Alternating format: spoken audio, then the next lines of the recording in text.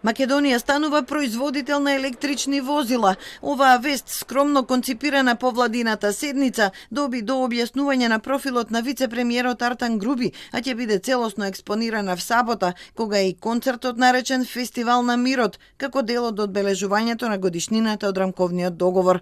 Владата соопшти дека во Тирстетово ќе се произведуваат целосни електрични автомобили. Има договор за мултимилионска инвестиција од Next Ego Mobile од Ахен, Германија, што ќе отвори 3 до 4.000 нови работни места.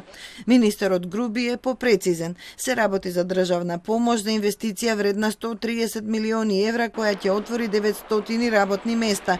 В сабота поставуваме камен темелник на новата фабрика, соопшти тој на својот профил, како и на профилот на Министерството за политички систем, која ја организира прославата за 21-та годишнина од Охридскиот рамковен договор.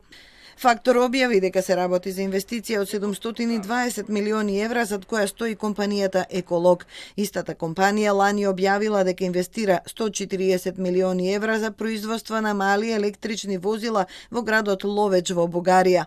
Фабриката треба да се отвори наредната година со амбиција за производство на 20.000 возила годишно. Тука не запираат свечаностите. В сабота вечер на плоштадот Скендербег ќе има голем концерт. Министерот Груби ги најавува настапите на Мајк Фифи, Нора Иштрефи, Луми, Кида, Ермал Фейзулаху, но и на Антонија Гиговска и Владо Јаневски.